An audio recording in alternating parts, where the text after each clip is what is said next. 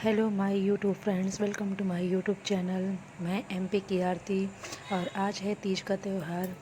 आशा करती हूँ कि आपका भी तीज का त्यौहार बहुत अच्छा जाएगा। और सुबह सुबह मैं नहाकर सबसे पहले अपने एक छोटे से प्यारे से मंदिर में आकर मैं पूजा कर रही हूँ, अपने घर की पूजा। तो सारे शिवलिंग्स को और अपने सारे भगवान को मैं नहलाती हूँ, धुलाती हूँ और उसके बाद पूजा करती हूँ और अपने लड्डू गोपाल को भी स्नान कराती हूँ। और अपने लड्डू गोपाल को नहलाने के बाद और ये सब करने के बाद मैं अपनी तीज की तैयारी पे शुरू हो गई हूँ। और मैं तीज के दिन पार्थिव शिवलिंग की पूजा करती हूँ। तो मैं मिट्टी के स्वयं शिवलिंग और माता पार्वती, गणेश जी और नंदी जी की स्थापना करती हूँ, बनाती हूँ। और उसके बाद फिर हम उसमें पूजा करते हैं। सारे पूजा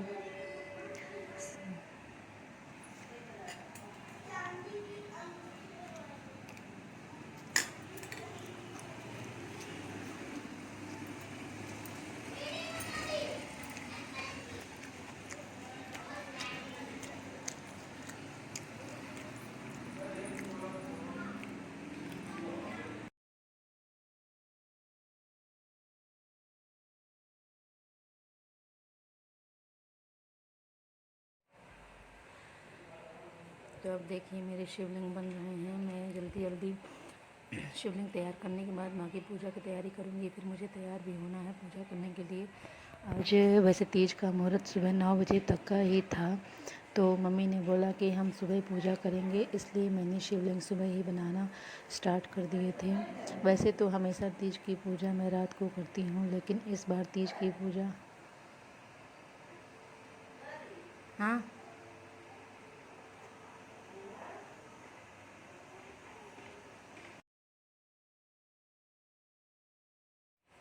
तो देखिए मैंने छोटे से प्यारे से शिवलिंग और माता पार्वती को बना लिया है।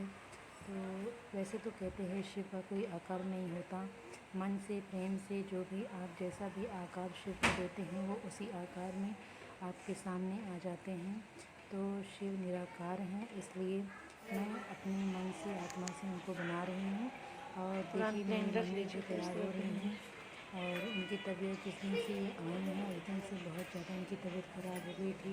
बहुत ज़्यादा फीवर, सर्दी, खांसी बहुत हो गया था। बड़ी मुश्किल से आज कुछ राहत मिली है और ये तैयार हो रही है। और ये मेरा लुक है, देखिए कैसा है। ये मैंने बनारसी साड़ी पहनी है, ये मेरे हस्बैंड ने ख़रीदा था, तो ये पहनकर मैं तैयार हो रही हूँ। मम्मी जी किसी दूर गई हैं, उनको अच्छा नहीं लग रहा है, उनकी सेहत।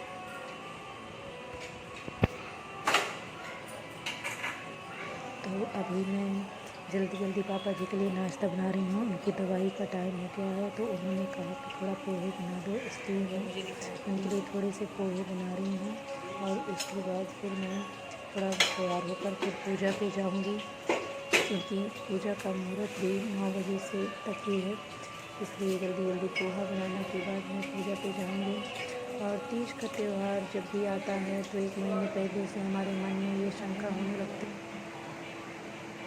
तो ये देखिए फाइनली मेरा लुक तैयार है और इस तरह से मैं तैयार हुई हूँ। अभी थोड़ा बैंगल्स और मेकअप करना बाकी है, तो ये सब करने के बाद अभी हम पूजा पर बैठ गए हैं, मैं और मम्मी। तो हम पूजा स्टार्ट कर रहे हैं। तो भगवान शिव की पूजा आराधना हम करेंगे जिस तरह से हमेशा करते हैं। पंचामृत से स्नान, गंगा जल से स्नान कराएंगे उनको। फूल, बेलपत्र, शमी। शिव की पूजा में सबसे महत्वपूर्ण बेलपत्र और शमी होता है, जो कि मैंने अपने घर पे लगा रखा है और इसी से हम शिव की पूजा करेंगे। तो सबसे शिव को प्रिय है आपके भाव। आपके भाव बहुत अच्छे होने चाहिए, शुद्ध होने चाहिए। इसके बाद आप जो भी उनको अर्पित करें, प्रेम से अर्पित करें, वो सब कुछ आपसे लेते हैं, मन से लेते हैं। तो इस तरह हम तो पूजा कर पास रहे में हैं, आके मैं और वीडियो मेरी कैसे मम्मी जी। अभी उनकी तबीयत पहले से कुछ ठीक है। मम्मी जी को भी वीडियो में बहुत इंटरेस्ट रहता है, वो हमेशा बोलती हैं कि तुम अपना वीडियो बना लो। मेरा बेटा बहुत परेशान कर रहा है, इसलिए मैं उस पर थोड़ा गुस्सा हो रही हूँ, तो डोंट माइंड। तो यही सब चल रहा है हमारा। तो भगवान की पूजा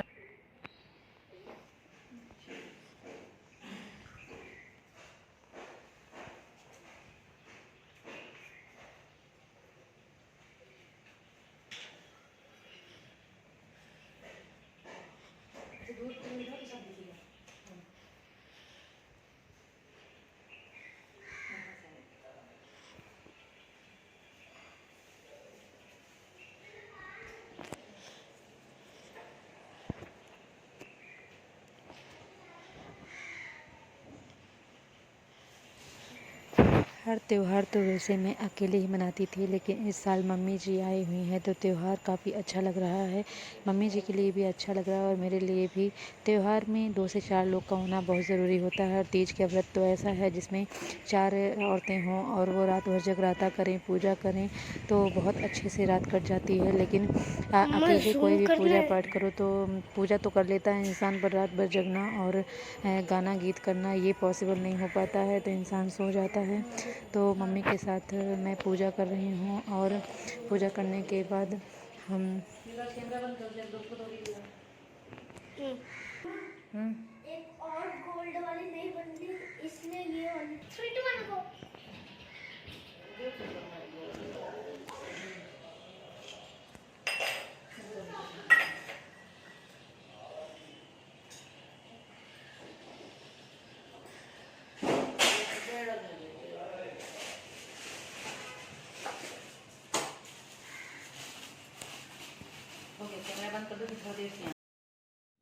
तो अभी इस किसी भी पूजा को करने से पहले सबसे पहले कलश पूजा होती है। कलश पूजा में गौरी गणेश की पूजा, कलश पूजा और ये सब करने के बाद फिर हम शिवलिंग की पूजा कर रहे हैं। शिवलिंग में पंचामृत जैसे दूध, दही, शहद, घी, शक्कर, इन चारों चीज़ों से हमने अलग अलग स्नान कराया उनको और टीका लगाया। इसके बाद हमने उनको फूल, नैवेद्य, बेलपत्र और समी चढ़ाया। समी का पेड़ मेरे घर पर ही है और बेलपत्र का पेड़ भी मैंने घर पर लगाया है। तो ये सब मैं शिव को अर्पित करने के बाद फिर हम पूजा को आगे बढ़ाएंगे और पूजा करने के बाद फिर मम्मी और मैं थोड़ा रेस्ट करेंगे। वैसे तो रेस्ट करने का टाइम नहीं है, क्योंकि उसके बाद बच्चों को, पापा जी के लिए मुझे खाना भी बनाना है।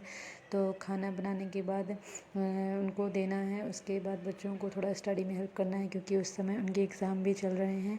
और एक बात है कि अभी इस टाइम पे मैंने एक मेड लगाई हुई है, जिससे काम करने का थोड़ा झंझट कम है। सिर्फ मुझे बिस्तर बिस्तर झाड़ना पड़ता है और काम वाली आती है, झाड़ू पोछा करके चली जाती है। मम्मी की तबीयत ठीक नहीं रहती है और थोड़ा काम ज़्यादा बढ़ जाता है, इसकी वजह से कुछ दिनों के लिए मैं मेड लगाती हूँ। वैसे तो मैं सारा काम खुद ही करना पसंद करती हूँ, क्योंकि जितना साफ़ हम खुद से अपने घर को साफ़ सुथरा रखते हैं उतना कोई और हमारे लिए नहीं कर पाता है।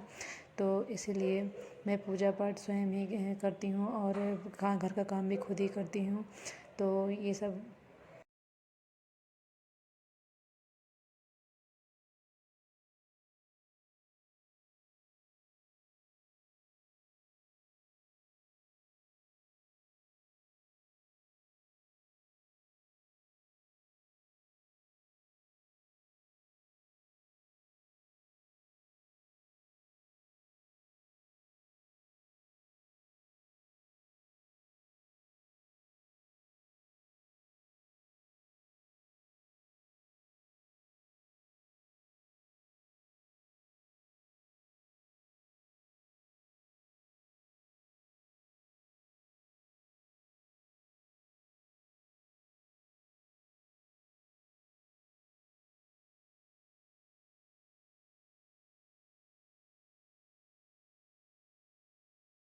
तपस्या को देखकर बड़े दुखी होते थे। उन्हें बड़ा ही क्लेश होता था। तब एक दिन तुम्हारी तपस्या तथा पिता की क्लेश को देखकर तो अभी तीज व्रत कथा प्रारंभ हो गई है। तीज व्रत कथा की मेरे पास किताब नहीं थी, इसलिए मैंने मोबाइल से ही तीज व्रत कथा को कहा है और उसी में ही संपूर्ण कथा को देखकर मैंने शिव जी के सामने उस कथा को मम्मी जी को सुनाया और उसके बाद हमने आरती पूजा की और भगवान को भोग लगाया। स्वयं विष्णु मेरी कन्या का वर्ण करना चाहते हैं तो भला मुझे क्या आपत्ति हो सकती है। ये तो साक्षात ब्रह्म है। ये हे महर्षि, यह तो हर पिता की इच्छा होती है जिसकी पुत्री सुख संपदा से व्यक्ति युक्ति पति के घर में लक्ष्मी बने। पिता की सार्थकता इसी में है कि पति के घर जाकर उसकी पुत्री पिता के घर में अधिक सुखी रहे। तुम्हारे पिता की स्वीकृति पाकर नारद जी विष्णु के पास गए और उनसे तुम्हारे ब्याह के निश्चित होने का समाचार सुनाया, मगर इस विवाह से संबंधित की बात तुम्हारे कान में नहीं पड़ी, न तुम्हारे तो दुख का ठिकाना न रहा। तुम्हारी एक सखी ने तुम्हारी इस मानसिकता दशा को समझ लिया और उसने तुमसे यह स्वविशिष्टता का पालन करना चाहा। तब तुमने बताया कि मैं सच्चे हृदय से भगवान शिव शंकर का वर्णन किया है, किंतु मेरे पिता ने मेरा विवाह विष्णु जी से निश्चित कर दिया है। मैं विचित्र धर्म संकट में हूँ, अब मैं क्या करूँ। प्राण प्राण छोड़ देने कहते थे, अब मेरे पास कोई शेष कारण नहीं बचा है। तुम्हारी सखी बड़ी समझदार और सूझबूझ वाली थी। उन्होंने कहा, सखी, प्राण त्यागने का इससे कारण ही क्या है? संकट के मौके पर धैर्य से काम लेना चाहिए। नारी के जीवन में सार्थकता इसी से है कि पति रूप में हृदय से जिससे एक बार स्वीकार कर लिया, जीवन पर्यंत में उसी से ही निर्वाह करें। सच्ची आस्था एवं एक निष्ठा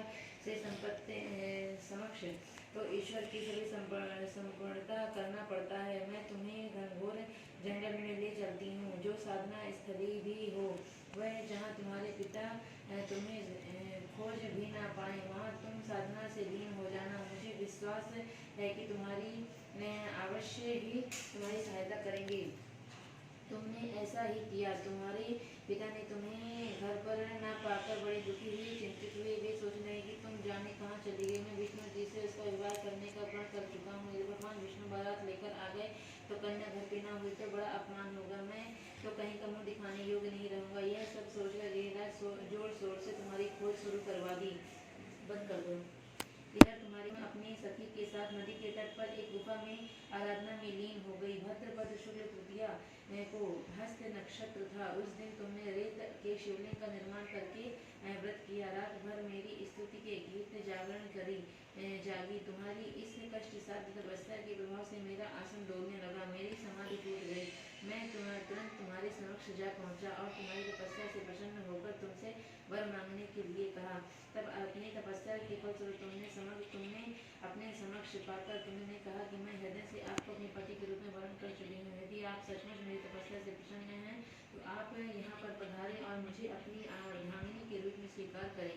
तब मैं तथास्तु कहकर कैलाश पर्वत में लौट आया। प्रातः होते ही तुमने पूजा समाप्त कर सामग्री को नदी में प्रवाहित करके अपने सहेली सहित व्रत का पारण किया और उसी मित्र बंधु व दवारियों सहित गिरिराज तुम्हें खोजते खोजते वहां पहुंचे और तुम्हारी इस कष्ट साध्य तपस्या के कारण उद्देश्य पूछा। तब तुमने तुम्हारी दशा को देखकर गिरिराज अत्यधिक दुखी हुए और पीड़ा उनकी आंखों में आंसू आए।